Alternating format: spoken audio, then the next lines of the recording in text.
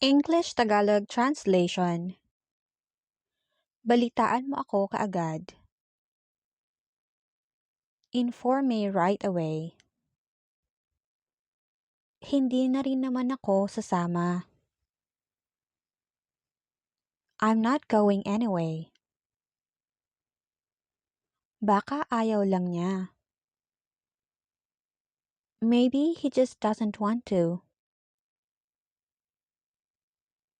Hindi na tama ito. This isn't right.